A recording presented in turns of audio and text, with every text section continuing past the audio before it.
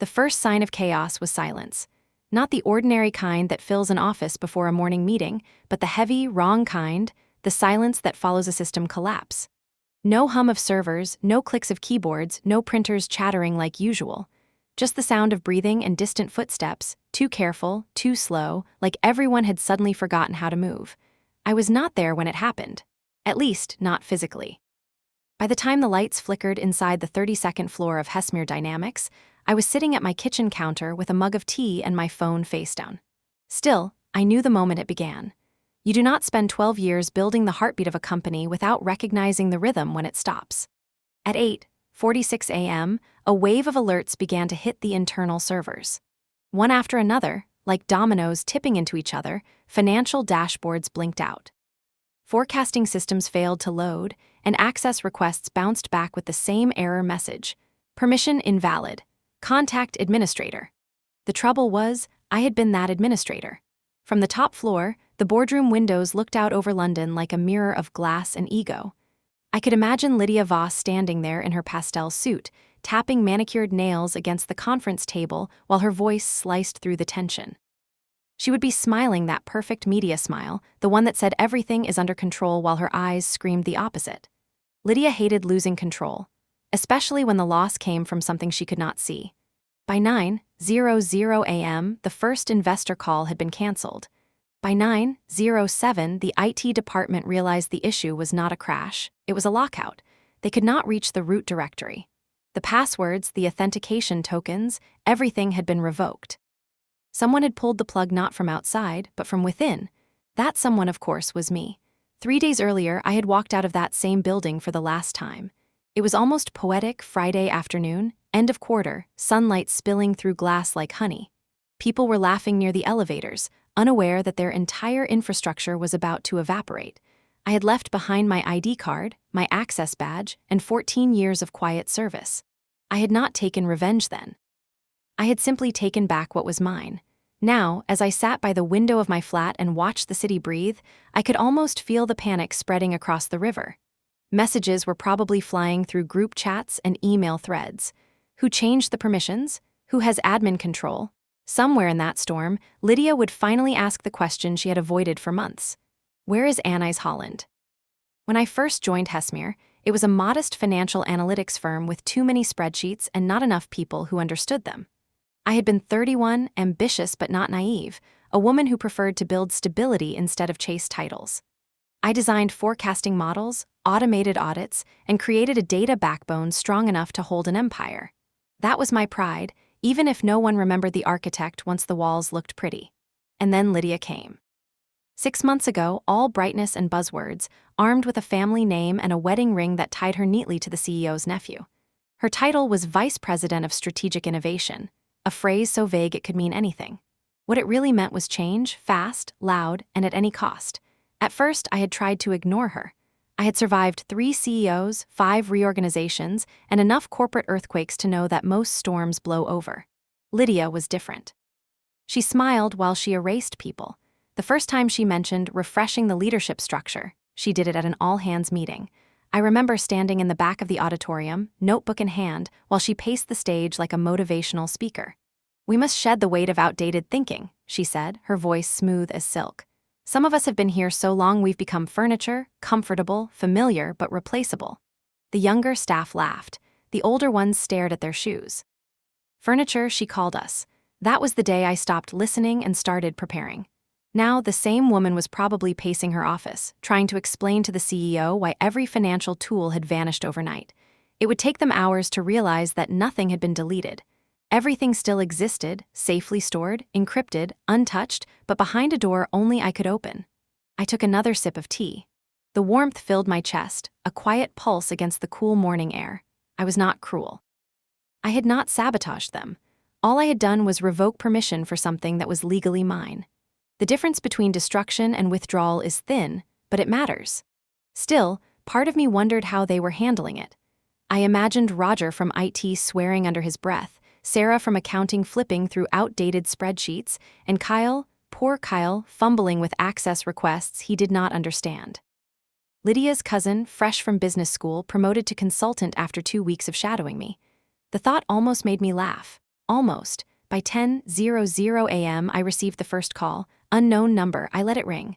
A minute later, another one, this time from Roger. I answered. "Morning, Roger," I said. Anais, his voice came sharp, breathless. "What the hell is going on? The entire finance system's offline. Lydia's blaming you." "Blaming me for what?" "For locking us out. She said you ran some kind of script before you left." "Did she now?" I leaned back, letting the sunlight touch my face. "Tell her to check subsection 47 of my NDA. The intellectual property clause? That's the one." Roger sighed, half exasperated, half impressed. "You really did it." "I did what was fair," I said softly. "Nothing more." When I hung up, I felt a strange calm, the kind that follows a long war finally ending. For years, I had watched people like Lydia climb by burning others as fuel. I had told myself it was not my battle. I was wrong. You can ignore a fire only until it reaches your floor. At 10:15, the CEO's assistant called. I ignored it. Then came the text, urgent. "Investor call and meltdown. Need your help. Help." The word made me smile. Funny how quickly they remembered my name when the lights went out. I opened my laptop, not to fix anything, but to watch. Through a private monitoring tool I had installed long before, I could see the network logs in real time. Requests looping endlessly, systems timing out. Somewhere in that chaos, a tiny notification blinked. Security override attempt detected. Lydia was trying to brute force her way back in. Predictable. I typed a single command and watched the attempt collapse. Then I did something I had not done in years. I stepped outside. The October air carried a bite, crisp and clean, and the city stretched in front of me like a map of consequences. I walked without destination, blending into the crowd, thinking about all the times I had stayed late to keep someone else's empire alive. The hours spent debugging code at 2 a.m., the weekends lost to quarterly audits. For what? So someone younger, louder, and better connected could call me obsolete? Somewhere between Westminster and the river, my phone buzzed again. This time it was a message from Sarah. "Anais, they are panicking. Lydia's losing it. The board is calling an emergency meeting. She keeps saying you'll regret this." I typed back only 2 words. "Tell her patience." When I returned home, the city was humming again, but differently. Hesmere Dynamics was trending on financial forums. Words like collapse, failure, breach appeared next to its name. I scrolled through the headlines with detached curiosity. The irony was that nothing was broken, everything still existed exactly as it had. The company was just no longer allowed to use it. At 11:30, another call came. Unknown number again. I let it ring 3 times before answering. "Anais," Lydia's voice sharp and brittle. "What have you done?" "Good morning to you too. Don't play games. The systems are locked, investors are threatening to pull out, and the CEO wants answers. If this is your idea of Revenge, I interrupted. "Lydia, you signed the termination yourself. I'm no longer employed at Hesmere Dynamics. I have no authority to control your systems. You know exactly what I mean. I only know that everything I built in my personal capacity remains under my intellectual property rights. Your legal team should have read the contract before trying to erase me. You can't do this." "I already did." There was silence on the line, followed by a trembling breath. "You're destroying everything." "No, Lydia. You did that when you decided experience was a liability. I'm just showing you the invoice." I hung up before she could answer. For a long moment, I stared at my reflection in the glass. The woman who looked back was calm, older maybe, but not tired. There was a steadiness in her eyes that had not been there for years. At noon, the storm inside Hesmere reached the press. Anonymous sources confirmed a catastrophic internal systems failure. By 1 o'clock, clients began to demand explanations. By 2, the company's social media accounts went silent. They were locked too. I ate lunch in silence, half amused, half sad. I had not wanted this level of collapse. I had only wanted recognition, or at least respect for the structure I had spent over a decade maintaining. But people never appreciate foundations until the building starts to crumble.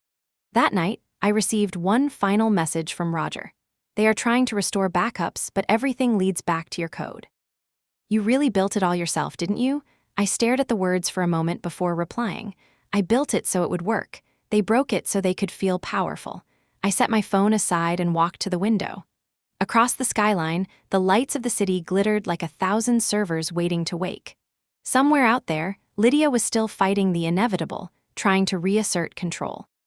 But power is never taken, it's given away, slowly, in meetings and memos, until one day you realize someone else holds the key. For years, that someone had been me. Now I was done giving. The night deepened, the streets emptied, and I found myself smiling, not with triumph but with release. What they called sabotage, I called balance. The system would stabilize again someday, under new hands, new architecture, maybe even under mine, but on different terms. As I closed the curtains, my laptop chimed softly. A new email appeared on the screen, subject line blank. Only one sentence inside: the board wants you back in the morning. Name your conditions. I stared at it, then hit delete. Some lessons are learned only when the lights go out. And the morning would come soon enough. The day they fired me was too beautiful for tragedy. The sun came through the glass walls in long golden stripes, slicing across the polished floors of Hesmere Dynamics like liquid gold. People moved around me carrying coffee cups and laptops, laughing, gossiping, busy with everything that had nothing to do with me. That was the strange thing about corporate death. It did not announce itself with gunfire or alarms. It came softly, wrapped in politeness and calendar invitations. At 4:35 that afternoon, a meeting appeared on my screen. End of quarter alignment. No subject line. No agenda. Just 3 names: Lydia Voss, HR Director Emily Sayers, and a company lawyer I had never met. I stared at the screen for a moment, my fingers resting lightly on the keyboard. I had seen this format before. Late Friday, no witnesses, polite language. It only ever meant one thing. Still, I clicked accept. By the time I entered the conference room, Lydia was already seated at the far end of the table. The room smelled faintly of disinfectant and the lemon-scented polish that the cleaning staff used every Thursday evening. She was scrolling through her tablet, expression calm, smile perfectly curated. To her right sat Emily, her eyes down, hands folded too tightly on her lap. The lawyer wore the kind of suit that looked like it had been ironed by anxiety itself. "Anais," Lydia said, looking up with that sugar-sweet tone that always meant venom was coming. "Thank you for joining us on such short notice." "Of course," I replied, taking a seat opposite her. "You wanted to discuss the quarter results?" Her smile widened a little. "Not exactly. We've been reviewing the structure of the finance department and identified areas where we need fresh perspectives." There it was, fresh perspectives. That phrase again. I almost laughed. She had been repeating it for weeks, sprinkling it into every presentation like it was seasoning. Fresh perspectives meant younger faces. It meant her friends, her consultants, her cousins. "I see," I said quietly. "And what does that mean for me?" Emily shifted in her chair. The lawyer began sliding a folder toward me, pages clipped neatly together. "It means," Lydia said, "that we're moving in a new direction. You've been an incredible asset to Hesmere, but we need leadership that understands the digital future. Someone who can integrate with our innovation team." "Kyle," I said, without looking at the papers. "You're promoting Kyle?" She blinked, surprised that I said it so plainly. "He has potential." "He cannot reconcile a balance sheet without my help," I said, still calm. "Yesterday, he asked me what a deferred tax liability was." "Technical skills can be learned," she said quickly. "Vision cannot." I leaned back in my chair, letting her words hang in the air. "So this is about vision." "It's about progress," she corrected. "You've been here a long time, Anais. 14 years is an eternity in this industry. You're 37, set in your ways." The words hit with the precision of a knife. She said them kindly, almost tenderly, which made them sting more. Emily looked down again. The lawyer coughed softly as if to signal that empathy had run its course. I opened the folder. Separation agreement, non-disparagement clause, knowledge transfer documentation. 3 months severance. Continuation of health benefits. The standard script of polite dismissal. "When do you want me to leave?" I asked. "Today would be best," Lydia said, her tone bright. "Security can escort you to collect your belongings. We'd appreciate a week of knowledge transfer next week so Kyle can." "No," I said. The word slipped out softly, but it changed the temperature of the room. The air went still. Lydia blinked. "Excuse me?" I said no. "My contract specifies 30 days notice for termination without cause. Unless you are firing me for performance issues, I will be working my full notice period." The lawyer shifted in his chair, clearly unprepared for resistance. "Ms. Holland, it would be better for everyone if—" "Better for whom?" I interrupted, my voice still quiet, still calm. "For you, for her. You're asking me to teach Kyle how to do a job that took me over a decade to master. That isn't a handover. That's theft dressed as courtesy." Lydia's smile faltered. "Anais, let's not make this harder than it needs to be." "I'm not making it hard," I said. "I'm making it precise." I closed the folder and tapped the cover gently. "You should review Clause 47B in my contract. Any tools, scripts, or automation systems developed on personal time remain the intellectual property of the creator. The company is granted use only under active employment. That permission naturally ends with termination. The lawyer blinked. Lydia's eyes narrowed. That cannot possibly apply to. It applies to everything that matters, I said. You've been using my systems every day for years. The forecasting models, the reconciliation engines, the reporting dashboards, all of them connect through authentication keys that I control. You can try to replace me, Lydia, but good luck replacing the foundation. Emily finally looked up, her voice barely a whisper. Anais, please, let's keep this civil. I am being civil, I said gently. I could have encrypted everything weeks ago, but I didn't. Lydia leaned forward, her tone icy now. If you think you can hold this company hostage, I said, you should have read what you were signing before you decided I was obsolete. For a long time, no one spoke.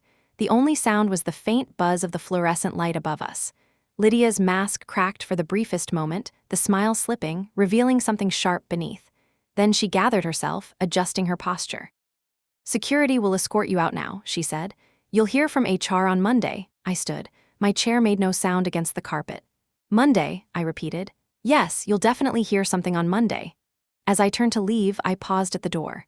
You said I'm set in my ways, I said softly. You're right about my age, you're wrong about everything else. I'm not fixed in place, Lydia, I'm steady. That's what kept this company alive while you were still printing business cards. Her lips parted, but no sound came out. I left her sitting there with her lawyer and her lemon-scented air. The hallway outside was empty. My footsteps echoed all the way to the elevator. When the doors closed, I let out a long breath I had been holding for years. In the lobby, the receptionist smiled at me the same way she always did. Big weekend plans, Miss Holland? I smiled back. Something like that. I walked out into the street. The sky was fading into a pale lavender evening, soft and endless. For a moment, I stood on the steps and looked up at the glass tower of Hesmere Dynamics, glowing from within like a jewel. Inside those walls, Lydia would already be rewriting the org chart, imagining herself the architect of a new age. She had no idea the foundation had already begun to shift under her feet. That night, I did not sleep. I worked. At first, it was simple housekeeping. Backups, file verification, a final review of the authentication network. I wanted to make sure everything I had built was clean, intact, uncorrupted. But the longer I worked, the more I realized this was not maintenance. It was surgery. Every script, every automation module, every data bridge was tied to my credentials. The company could use them only while my employment remained active. All I had to do was revoke access. The command itself was short, elegant, a string of text that looked harmless in isolation. I typed it once, stared at it, then pressed enter. A small notification blinked on the corner of the screen, authorization key set to expire in 72 hours. 72 hours. Long enough for me to walk away, long enough for them to keep pretending everything was fine, long enough to see who would still be standing when the music stopped. For the first time in weeks, I smiled. At 2 a.m, I stepped onto my balcony. The city was quiet except for the low hum of traffic far below. I thought about the people who would wake up on Monday, log in, and find themselves staring at blank screens. Some of them would curse me. Others would understand. Maybe even thank me someday. I poured a glass of wine and watched the reflection of my laptop screen flicker in the window. It looked almost like firelight. People always imagine revenge as something loud. They picture shouting, confrontation, slammed doors, lawsuits. They never imagine what it really feels like, the calm that comes when you finally stop begging to be valued. By sunrise, the command was running silently through the system, counting down the hours. Lydia would never see it. She was too busy celebrating her own promotion, too certain the world belonged to her. She believed youth and confidence could replace understanding. She believed I would go quietly. They always do. When I finally went to bed, I dreamed of still water. 3 days later, the silence began. I kept my phone on silent for most of the weekend. The apartment felt larger than usual, almost echoing, as if the rooms were noticing my breath for the first time. Morning slid into afternoon, sunlight moved across the floor in patient rectangles, and the kettle sang whenever I needed it to. I told myself this was a gentle kind of work, the sort that restored order without drawing blood. Yet each time the terminal window blinked on my screen, I felt the same sharp awareness that comes before an incision. Surgery is still surgery, even when the patient never wakes to feel the pain. The city outside did not share my mood. Saturday had the cheerful energy of people who were living inside their small victories. Couples with paper coffee cups, a street musician coaxing tenderness from an old guitar, a boy chasing a pigeon with a joy that seemed to erase gravity. I stood on the balcony and watched long enough to remind myself that the world is not a boardroom and that not everything worth loving requires a password. By 9, I was at my desk. I began with inventory. Every model I had written over the last 12 years, every reconciliation job, every bridge between the brittle old databases and the sleek new ones that had never quite learned to speak to each other. In the early years, I had named them plainly. Forecast nightly. Audit reconcile. Later, when the company grew and more eyes wandered through the codebase, I began to name them in ways that only I would understand. Patient Orchard, Long River, the museum at midnight. It was a private habit, a promise that there was still a human being beneath the glass. I moved through them slowly, checking signatures and certificates and confirming that each one was still mine. That word felt strange in my mouth. Mine. We are trained to never claim ownership of our own labor if a paycheck was involved. But late nights and early mornings, and the deep hours when the company did not pay and still demanded had always belonged to me. I built these things at my kitchen table when the city slept. I wrote them in airports and on trains and in lonely hotel rooms where the curtains never quite closed. If law is partly memory and partly contract, then the law was on my side. At 11, Sarah called. I let it ring once, then answered. Her voice sounded tired and honest. She had never learned the corporate trick of pretending to be awake when she was not. Tell me you are asleep, she said. I will nap later, I said. There was a pause. Is it true, she asked at last. Are you doing something to the systems? I am doing nothing inside the walls, I said. I am only taking my keys and going home. You know what it will look like from here. I know. She sighed, then her tone shifted into that dry humor that had gotten us both through budget seasons. Lydia is reorganizing the reorganization. She wants to roll finance under innovation now. We are to think more creatively about forecasting. Imagine that, I said, trying to smile. There was another pause. I hate that you are gone, she said softly. So do I admitted. But I hated staying more. We did not need to say Lydia's name again. There are some people you carry like a weight even when they are not in the room. After we hung up, I opened the window and let a ribbon of cold air into the apartment. The terminal cursor blinked like a patient heartbeat. I typed a command that I had tested 36 times. It traced the bridges I had built through the company's arteries, mapped the passageways, counted the doors, and reported back on what belonged to me. Lines of text scrolled by as if the machine were remembering my hands. At noon, I walked to the corner market for bread and lemons. William was standing outside, hands in the pockets of his thick coat. He had been the night janitor at Hesmere for longer than I had worked there. We had shared the quiet of empty floors and the small kindness of being the last to leave. I always thought he moved like a man who had learned dignity from doing work no one wanted to notice. He saw me and smiled without surprise. Heard you are on holiday, he said. That is one word for it, I said. He nodded at the bag in my hand. Lemon cake again. I have never learned how to celebrate without sugar. He tugged at his hat as if in greeting a second time. I never liked the way the consultant spoke to you, he said. Like a man trying to tell another man how to hold a broom while he stands with his hands in his pockets. I laughed then, a quick bright sound that surprised us both. You always see more than people think, I said. He shrugged. Floors speak. You learn to listen. Then he leaned closer, lowering his voice. The new ones have been tossing boxes. Old contracts, old manuals, I saved what I could. Someone will want to remember where they came from. You always were the archivist we did not deserve, I said. He patted the bag again, a gesture that felt like blessing. Save me a slice if you bake, I will. Back home, I folded his words into the quiet. Floors speak. People would think the collapse came from a line of code. It never does. Foundations fail because stories are thrown away. The afternoon drifted past in clean, productive hours. I wrote a final report for myself, not for any board or audit, just a record of what I had done and why. I am not the kind of person who trusts memory to be merciful. I listed every module I had extracted, every interface left intact, every safeguard that ensured no client data would be lost or misused. If anyone ever asked me what ethics means in a machine room, I would show them that file. It was the difference between withdrawal and harm. When the sun moved to the far side of the building, I closed my laptop and went for a long walk.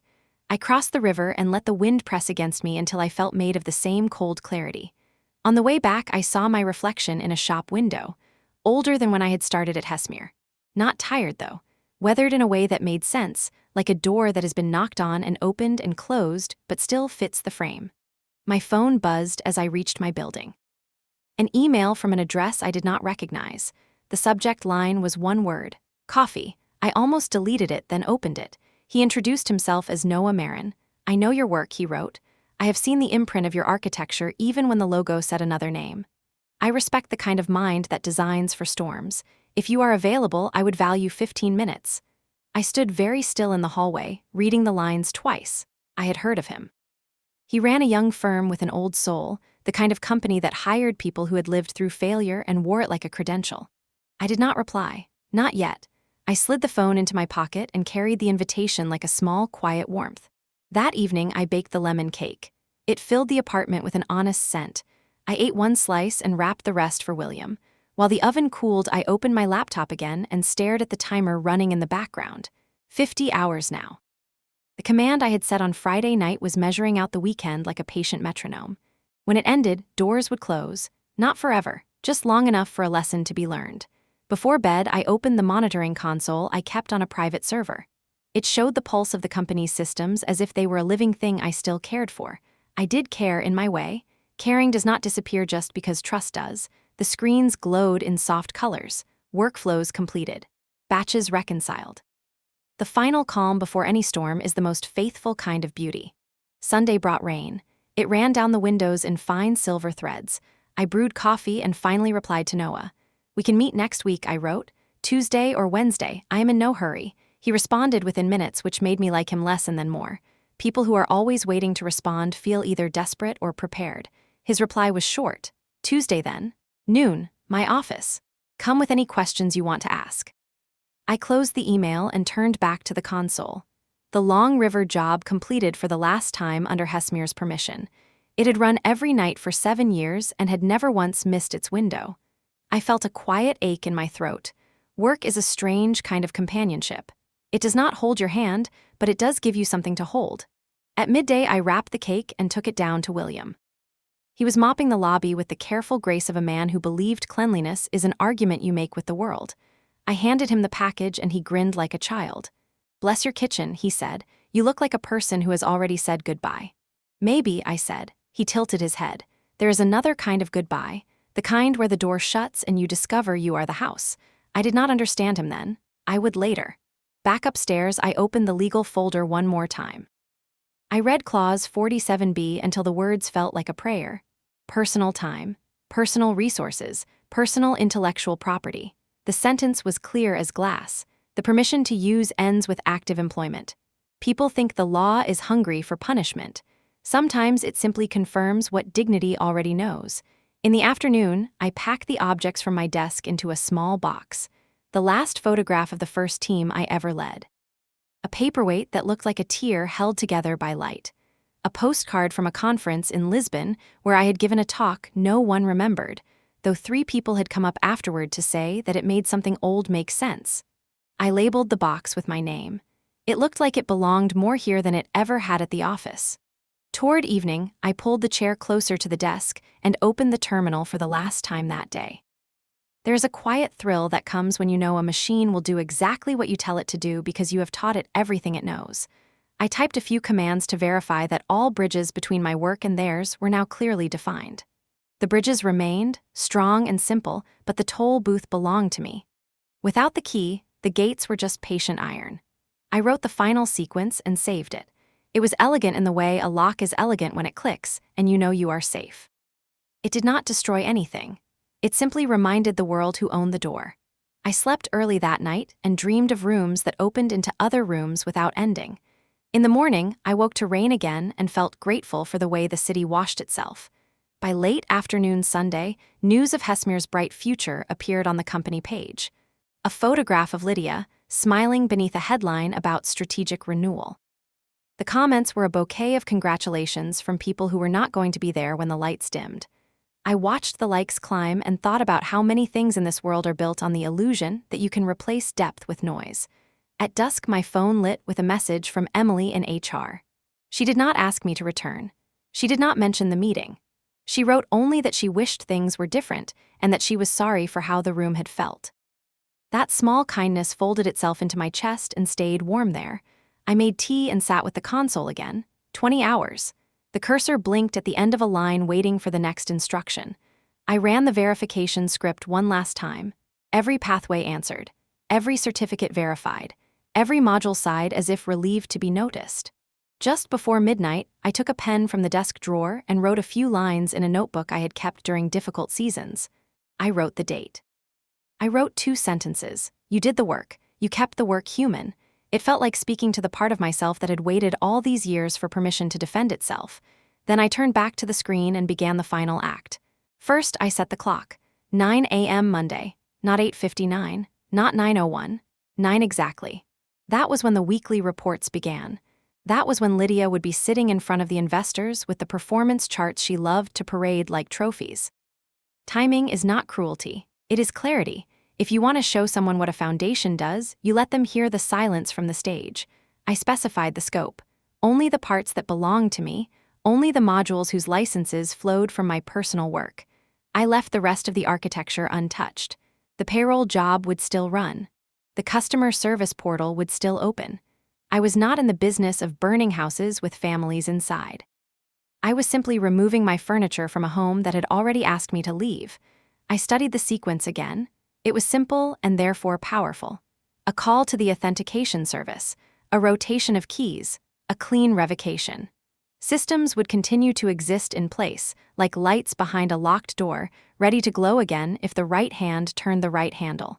The console prompted me for a label to save the operation. I stared at the blinking cursor and felt a small heat of mischief that I rarely allowed. Then I named it. Winter Garden. To anyone who did not know me, it would sound cold. To anyone who did, it would mean a place designed to survive through frost and still offer life. I pressed enter. The system accepted the instruction. A soft notification appeared in the corner of the screen. Authorization key set to expire at 900 hours. Clearance pathways set to dormant. Manual restore available to owner only. Somewhere far away, in a building that had learned to confuse height with wisdom, a dozen screens kept humming. Somewhere closer, in the quiet room where I sat, a woman closed her eyes and listened for the first note of silence that would arrive in the morning. I shut the laptop and let the room go dark. For a long moment, I sat without moving, hearing only the rain and the slow, astonished steadiness of my own breathing. If this was revenge, it did not feel like a knife. It felt like a door that had always been mine, finally closing with the sound a door makes when it still fits. I slept without dreams. In the hour before dawn, I woke and made coffee and stood by the window as the city blue shifted into day. I did not open the laptop. The machine did not need me anymore. I thought of William and the floors that speak. I thought of Sarah and the way her voice softened when she said she hated that I was gone. I thought of the people who would grieve in small ways for a structure that had been invisible because it had been so faithful. At 8:59, I breathed in and breathed out. At 9, I listened. Somewhere across the river, a silence gathered like snow, and then the phone began to ring. Friday began with light that looked too innocent for what it was about to witness. The city stretched awake under a thin veil of gold, the kind of morning that promised peace to everyone who deserved none. I rose early, brewed coffee, and watched the vapor twist above the cup until it disappeared. On the kitchen counter, my laptop waited, its screen dark but not asleep. I had set everything in motion days ago. Now the system was simply counting down. When I arrived at Hesmere Dynamics for what would be the last time, the security guard greeted me the way he always did. "Morning, MS Holland." His voice held the small respect of routine, the kind that never asks questions. I smiled, signed the logbook, and walked toward the elevators. The air smelled of polished marble and too much perfume from the innovation department upstairs. Somewhere a printer was jamming. Ordinary sounds, ordinary failures. The elevator doors slid open and I caught my reflection in the mirrored steel. A simple navy suit, hair tied back, no armor except composure. The number climbed toward 32. I tried to remember how many mornings I had spent rising through this shaft to keep other people's ambitions upright. 14 years of steady ascent without moving at all. When the doors opened, the floor was quieter than usual. Lydia's new consultants had taken over the corner pods, whispering to each other with the confidence of people who believed speed equals intelligence. They looked up as I passed, then down again, as if eye contact might slow their promotions. I reached my office, closed the door, and let the silence fold around me. The notice for the alignment meeting arrived at 4:15 p.m. An identical invitation had appeared in my inbox the week before, the day they dismissed Marcus from legal. No one ever called these meetings what they were. They wrapped the blade in cotton words. Still, I opened the email, read the time, 5 o'clock sharp, and clicked accept. For the next 45 minutes, I worked exactly as I always had. I reviewed a reconciliation file, corrected a decimal error that no one else would have noticed, wrote a short note for Sarah explaining the fix. There is a strange dignity in finishing things when you already know the ending. At 4:58, I closed my laptop, straightened my jacket, and walked the short corridor to conference room 7B. Through the glass, I could see them waiting. Lydia at the head of the table, Emily from HR beside her, and Kyle, poor unready Kyle, sitting off to the side with a tablet he did not know how to use. Lydia rose as I entered, smiling like an actress who had already rehearsed the line too many times. "Anais, thank you for coming." "Of course," I said, taking the chair opposite her. Emily cleared her throat and began reading from the prepared script. Following the recent structural review of the finance division, senior management has decided to implement new leadership approaches aligned with the company's strategic vision. I almost admired how they managed to use 30 words without saying a single true one. Lydia leaned forward, hands clasped like a preacher. "This is an exciting time for Hesmere. We need voices that can translate innovation into results. We appreciate everything you have done, but the future requires different energy." Kyle looked as if he wanted to disappear into the table. He kept glancing at the folder in front of him, the same folder I had signed days earlier and handed back unopened. The paper still bore the faint crease from my fingers. "I see," I said, keeping my tone soft. "And who will lead finance into this radiant future?" Lydia hesitated for half a beat too long. "Kyle has agreed to take on an interim coordination role while we finalize a permanent appointment." I turned to him. "Congratulations," he swallowed. "Thank you, Ms. Holland, I'll do my best." "I know you will," I said, and meant it in a way he would not understand until Monday. Emily pushed another set of forms across the table. "These outline the transition plan. We'd appreciate your cooperation during the knowledge transfer period next week." I did not touch them. "I'll complete what is required by contract," I said. "Nothing more." Lydia's smile tightened. "Anais, there's no reason to make this adversarial." "I'm not adversarial," I said quietly. "I'm precise. There's a difference." Her expression flickered, and for the first time that afternoon she looked uncertain. She recovered quickly, turning to Emily. "Security will accompany Ms. Holland while she collects her personal belongings." "That won't be necessary," I said, standing. "I've already taken everything that belongs to me." She tilted her head, suspicious now. "What exactly does that mean?" "It means," I said, "that I'm lighter than I look." I left before she could find another euphemism. The corridor outside smelled of ozone from the air conditioning vents. People were packing up for the weekend, slipping into coats, laughing about nothing. I walked through them like a ghost who still remembered her heartbeat. At my office door, 2 security officers waited, both young enough to still believe rules are simple. "Ms. Holland," one said, polite but firm, "we've been asked to supervise while you gather your things." "There's nothing left to gather," I said, handing him my access card. "You can escort me anyway if it helps." He looked embarrassed. "Just protocol, ma'am." Protocol, the word that always arrives when understanding leaves. I nodded and walked beside them to the elevator. As the doors closed, I heard laughter echoing from the break room. The living never notice the funeral until the music stops. Outside the building, the late sun painted the glass a deep bronze. The air tasted of exhaust and evening rain that had not yet fallen. I stood on the sidewalk for a long moment, watching my reflection shimmer against the tall facade. The tower looked proud, certain, untouchable. From here, no one could see the cracks running through its foundations. I walked toward the river. The city was glowing in that in-between hour when office lights wake before daylight sleeps. My phone vibrated once, Roger's name, and I let it ring out. I knew what he wanted to say, that Lydia was celebrating upstairs, that Kyle was drinking too fast, that Emily looked sick. I did not need to hear it. I could imagine every frame. When I reached the bridge, I stopped halfway across. The wind carried the scent of rain and metal. Below, the water moved slow and heavy, reflecting the city in long, trembling lines. I leaned against the rail and allowed myself the luxury of honesty. I was not angry. I was not even hurt. What I felt was clarity, pure and exact. You can give everything to a machine, but you should never let it own your name. By the time I returned home, the sky had turned a deep violet. I changed into comfortable clothes, poured a glass of wine, and opened my laptop. The timer showed 3 hours remaining. I reviewed the final script one more time, every pathway verified, every safeguard confirmed. I checked again that no client data would be harmed, no payroll interrupted, no external systems corrupted. The precision soothed me. At 8:45 p.m., I began to write an email, short and almost kind. To Sarah, thank you for your integrity. Back up everything local tonight. Monday may be unpredictable.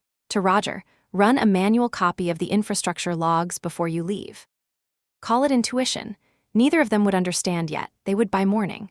I closed the email client and watched the cursor blink in the console window. There it was again, my quiet heartbeat in light. I typed a final note into the log file, verification complete, authorization confirmed. The machine answered with a single word. Ready? I leaned back, letting the rhythm of the city fill the silence. Sirens far away, a dog barking, the faint hum of life that continues regardless of who is leaving. The air in the room felt charged, like the second before lightning touches water. At 8:59, I pressed enter. A message appeared at the bottom of the screen. Execution scheduled for 09:00 Monday. That was it. Nothing dramatic, no alarms, no flicker of lights, just a quiet acknowledgement between builder and creation. I shut the laptop and looked out the window. Across the skyline, the offices of Hesmere still glowed. I could picture Lydia in her suite, toasting her success, the champagne glass shining like a trophy. I wondered if she would still be holding it when the monitors froze. I whispered to the glass, not as a curse but as a benediction. You wanted a transformation. Here it comes. Rain began to fall, soft and deliberate, as if the city itself understood ceremony. The droplets tapped against the window in patient rhythm, counting down the hours with me.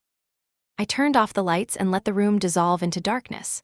Sleep came in fragments, but each dream felt cleaner than the last.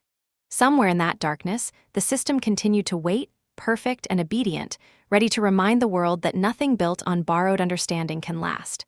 By morning, the rain had stopped. The air smelled new. The city moved through its routines, unaware that one small instruction would soon divide before and after. When the clock struck 9 on Monday, the silence would begin its work. And for the first time in years, so would I. Silence has a sound if you know how to listen for it.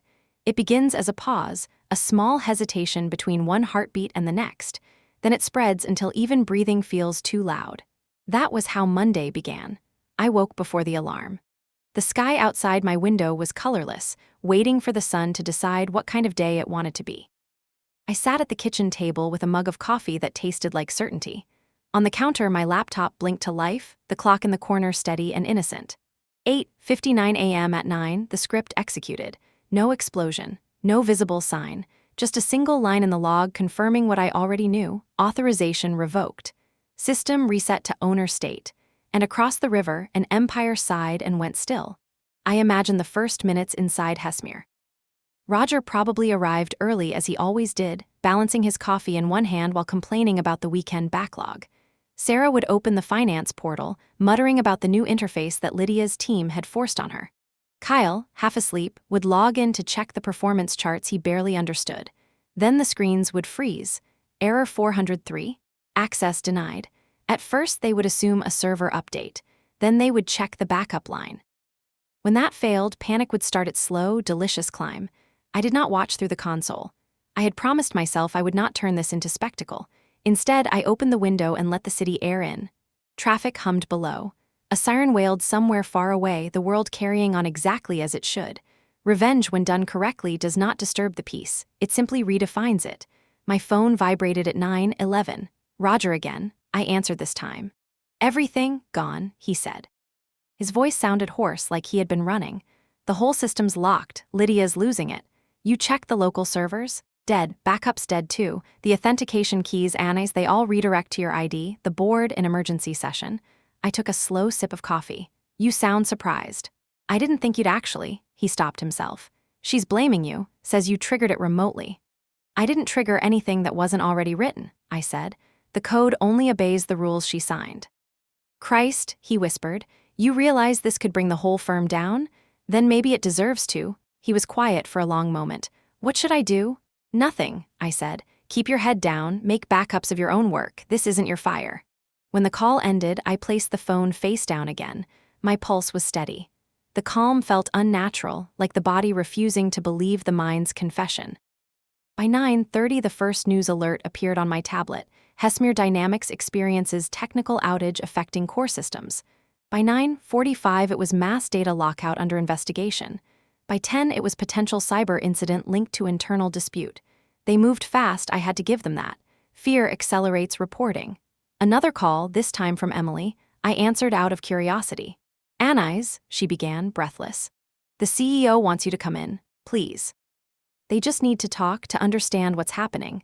I don't work there anymore. They're threatening to sue." "They can try," I said. "Clause 47B, I know," she whispered. "Lydia's screaming about it. Legal says she should have read the fine print. Then you should go back and watch her learn." Emily exhaled, half defeated, half awed. "I wish I had your calm." "It's not calm," I said. "It's math." After she hung up, I turned on the television. Business news channels were already looping the same footage of the Hesmere headquarters. Reporters stood in front of the gleaming glass tower, voices sharp with speculation. Words like catastrophic and unprecedented slid across the ticker. I watched for a while, then muted the sound. The sight was enough. At 10:30, the doorbell rang. For a strange second, I thought it might be William, stopping by for lemon cake. But it was a courier, holding a crisp envelope marked urgent, confidential. I signed for it and opened it at the table. Inside was a letter from Hesmere's legal office. Immediate demand for return of proprietary code and restoration of access. They cited clauses I knew better than they did. I read it twice, then folded it neatly and slid it under my coffee cup to catch a ring of condensation. Evidence of everything: paper, water, and time. By noon, the city's light had changed, the gold turning to white. The phone kept vibrating, but I ignored it. I baked another lemon cake, partly to steady my hands, partly because I could. While it cooled, I drafted a simple public statement on a blank document that I would never send. No data was harmed, only the arrogance that controlled it. At 1 p.m., Roger texted again. They called an emergency all hands. Lydia blamed legacy sabotage. CEO didn't buy it. Investors are on live call demanding answers. I typed back, "Be polite. Listen, remember who built the floor you're standing on." The rest of the afternoon unfolded in whispers across the web. Analysts speculated that Hesmere's architecture had been too centralized, too dependent on a single mind. They were right, but not in the way they thought. Dependence is not weakness until you forget who you depend on. At 3 p.m., a journalist called my private number. "MS Holland off record, can you confirm you were terminated last week?" "Yes." "Do you have any comment about the outage?" "Yes," I said. "Read the contract." He laughed, unsure if it was a joke. "So you're not denying involvement?" "I'm not confirming chaos," I said, and ended the call. By 5 o'clock, the stock had dropped 12%. Lydia must have been pacing holes into her carpet by then. I could almost hear her voice in the back of my mind, sharp, shrill, commanding the room to fix what she had broken by ignorance. She would be demanding my arrest by dinner. Let her. Laws are built for those who do not understand the details they sign. At dusk, the rain returned, thin but steady. I poured wine and stood by the window watching the lights flicker in the glass towers. Every reflection looked fragile, as if one breath could erase it. Perhaps that was true of most success stories. When my phone rang again, I expected Roger or Sarah. It was Lydia. I answered. "Anais," she said, her voice raw. "You've made your point. Unlock the systems and we can discuss terms." "There are no terms." "Don't be foolish. You'll destroy everything you built." "I built it. I can rebuild it anywhere." She took a sharp breath. "You think you're untouchable? You think this makes you powerful?" "No," I said. "It makes me free. You won't get away with this." "I already have." She hesitated, then lowered her tone as if bargaining. "Come back. I'll make it worth your while. A promotion. A public apology if that's what you want." I almost laughed. "You don't have the authority to apologize. You never did." I ended the call. The silence that followed felt like clean air after a storm. That night, I watched the news again. The anchor announced that Hesmere's leadership team would hold a press conference the next morning. The headline read, "Hesmere Dynamics promises full restoration after technical malfunction." Technical malfunction. That was the name they gave to arrogance when it collapses. Before bed, I opened the console one last time. The system was quiet, exactly as designed. Data rested untouched, encrypted, waiting. My key glowed at the center of the interface like a single steady star. Everything remained reversible if I chose. I didn't. I wrote a brief note in my journal. Day 1. Collapse achieved without harm. Silence achieved without violence. Truth achieved without permission. Then I closed the notebook and turned off the light. The next morning, the city smelled of rain and expensive panic. Financial networks buzzed with rumors. Half the board had resigned overnight. Reporters stood outside the tower like vultures with microphones. I dressed, ate breakfast, and decided to take a walk. From across the river, I could see the building's mirrored facade. It still gleamed, pretending stability, but I knew inside it was a hive of shouting. Through the glass, even from that distance, the reflection of the morning sun looked almost like fire. A man beside me at the railing was reading the newspaper. He pointed at the headline. "Can you believe this? Whole system down because some genius left no backups." "Hard to believe," I said. He shook his head. "They say the architect quit last week. People like that think they're gods." "Maybe they just think they're people," I said. He looked at me strangely, then folded his paper and walked away. I stayed a little longer, watching the city breathe through confusion. Then I turned toward home. On my phone, a new message waited from Noah Marin. "Hope you're free for coffee today. The world seems to have noticed your work." I smiled. The timing felt poetic. Collapse and creation often share the same minute hand. As I walked back, I thought of Sarah, of William, of everyone still inside that glass cage wondering how something so solid could vanish without a sound. It was never solid. It was built on borrowed trust, and trust is only strong while you remember gratitude. At home, I set my phone down, opened a new folder on my laptop, and named it Blueprint 2. The cursor blinked, waiting for the first line of a new story. Outside, the Tower of Hesmere shimmered like a mirage, beautiful, distant, already history. When the storm finally passed, it left the air sharp and clear. For 3 days, I barely slept. I lived between phone calls I did not answer and headlines that repeated the same astonishment. Hesmere Dynamics under investigation for catastrophic systems failure. Every time the news played, I saw the same footage, the glass tower glinting under gray clouds, people streaming out with phones pressed to their ears, faces twisted between disbelief and shame. No one mentioned my name, not yet. I waited for anger to feel like victory. It never did. What came instead was stillness. It moved through me like the first breath after a long dive. I had spent years serving a machine that fed on fear of replacement. When I walked away, it finally replaced itself with silence. On Thursday morning, the rain stopped. I opened my curtains and saw sunlight trembling on the wet rooftops. The world looked rinsed. My phone buzzed again, the same unknown number that had appeared before. I let it ring twice before answering. "MS Holland?" The voice was calm, low, curious. "This is Noah Marin. We spoke by email." "I remember. I imagine your week has been eventful." "That's one word for it." "I won't ask for explanations," he said. "I just wondered if you were still interested in coffee." I hesitated. The idea of another office, another vision, felt impossible. "Why?" "Because you built something extraordinary," he said simply, "and because every collapse is an opening if you know how to read the cracks." Something in the way he said it quiet, without flattery, pulled me out of the fatigue. "When?" "Today, noon. Lyrian Analytics, Covent Garden. Come without expectations." The call ended before I could second-guess it. I spent the next hour doing nothing in particular. I dressed plainly, tied my hair back, and stepped out into a city that seemed to hum with relief. London after rain always looks like it's forgiven you for something you haven't done yet. Lyrian's office sat above an old printworks, red brick softened by ivy. Inside, the air smelled faintly of ink and roasted coffee. A receptionist guided me upstairs to a loft filled with natural light and quiet purpose. No glossy screens, no motivational slogans. People were talking in the language of work that mattered. Noah Marin waited by the window, early 40s perhaps, with the distracted focus of someone who thought faster than he spoke. He gestured toward a chair. "I appreciate you coming." "I almost didn't," I said. "Then I'm glad curiosity still wins sometimes." We sat. For a moment, we watched the rain return as a fine mist over the street.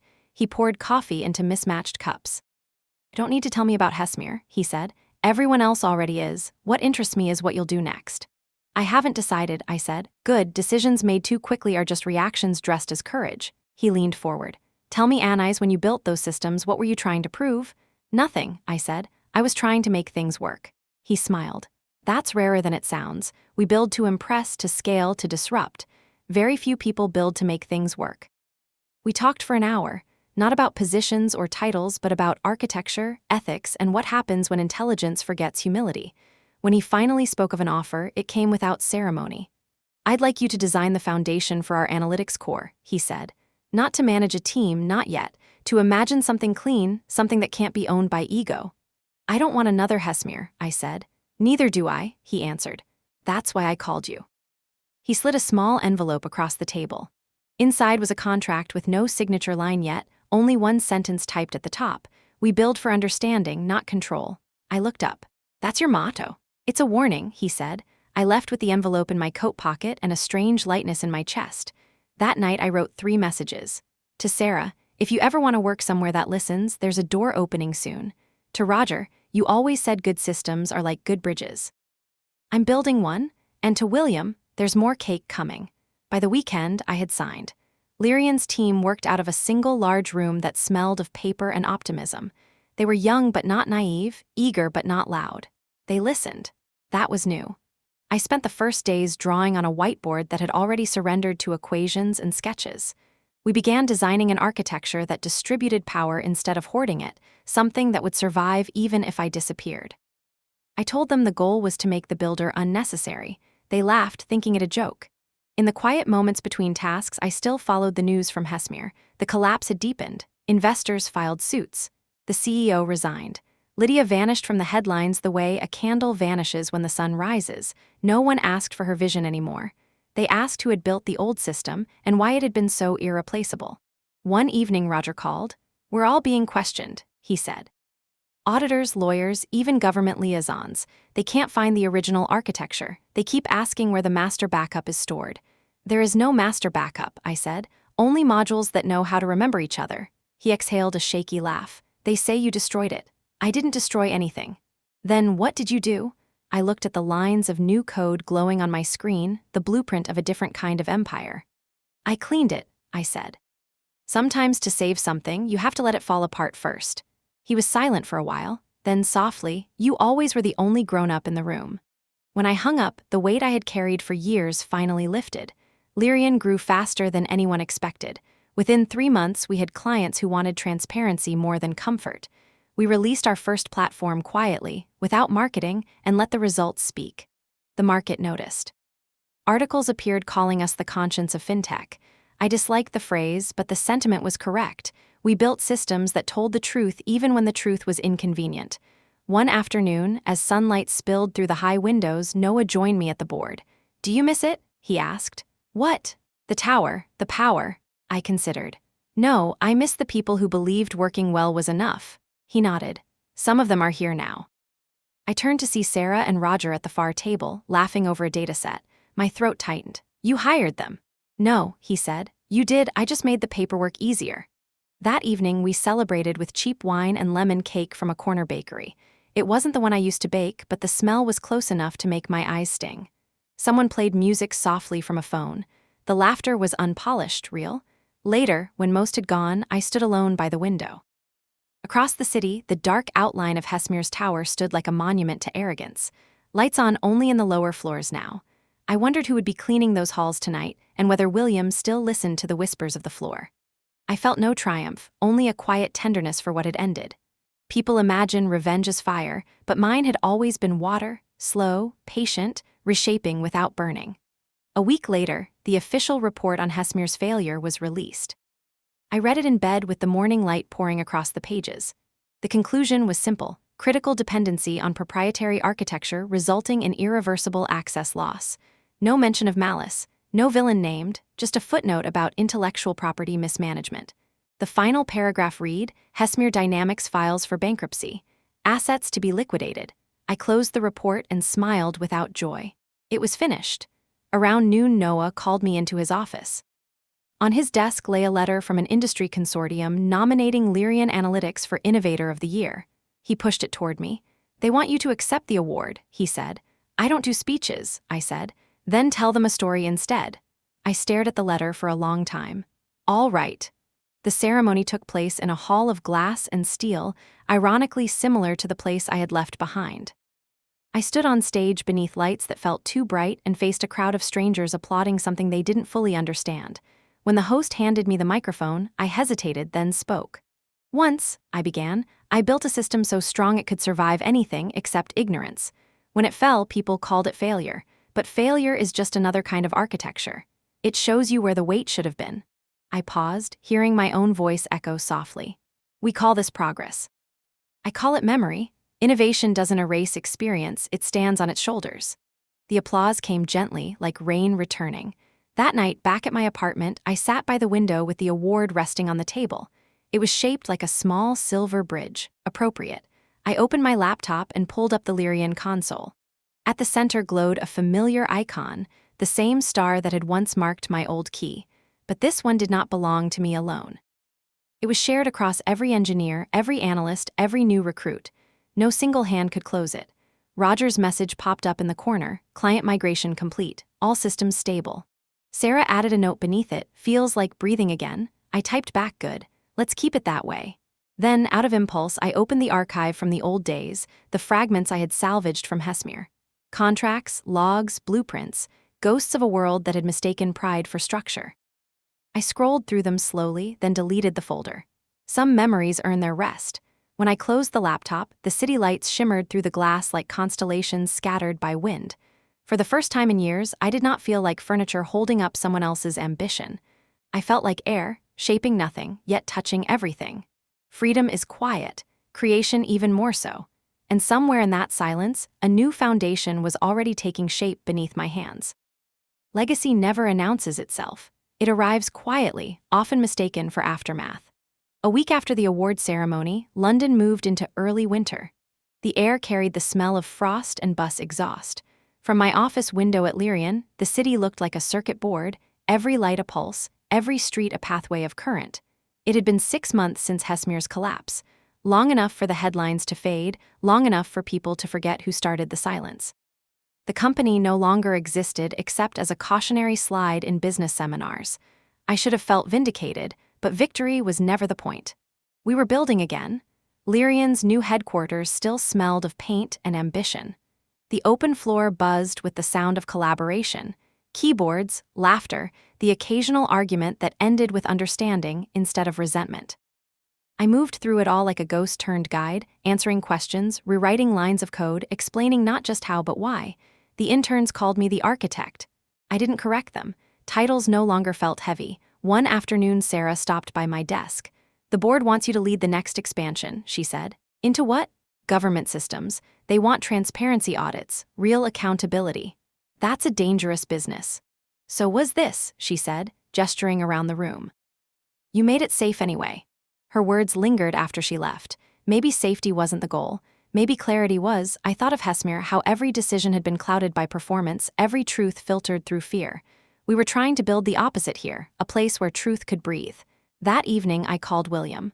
The phone rang twice before his warm, tired voice answered. "You sound happy," he said. "I think I am," I replied. "The floors must be speaking kindly where you work." "They sing, actually," I said. He laughed softly. "Then you did your job right." After we hung up, I walked home through Covent Garden. The city glowed under strings of lights, people rushing past with scarves and purpose. I paused at a cafe window and caught my reflection. Not a hero, not a rebel, just a woman who finally stopped apologizing for understanding how things worked. At home, I opened the small journal I had kept since the day I left Hesmere. The first entry still read, "You did the work. You kept the work human. I added a final line, and you built again better." The next morning, Noah gathered the whole team for an announcement. He spoke briefly, thanking everyone for their patience, then turned to me. "We are naming our new division after the principal that started this company," he said. "It will focus on long-term ethical design. Anais, I want you to lead it." Applause rose, soft but genuine. I looked around the room, faces young and old, all bright with belief. It struck me then that this was what legacy looked like. Not monuments, not awards, but people who carried your principles further than you could. I nodded. "We'll call it Winter Garden," I said. The name settled over the room like a quiet understanding. Later that night, when the office emptied, I walked the aisles alone. Screens dimmed one by one. The hum of servers sounded almost like breathing. I paused beside a terminal where new engineers had left code running. On the screen, a single line glowed in pale blue text. "Integrity is the root function." I smiled. They were already writing the next foundation. Before leaving, I stood by the window and looked toward the horizon where Hesmere's tower once dominated the skyline. Its lights were gone now, replaced by another company's logo. Empires recycle themselves, but the blueprint, the real one, belongs to whoever remembers why they began. I closed my eyes and let the silence return. The same silence that had once destroyed, now rebuilt. In the end, that was the truth I wanted the world to learn. Power fades. Systems fail. But dignity, if you protect it, outlives every architecture. And somewhere deep inside the code of a living city, my work continued to hum, unseen, untouchable, perfectly alive.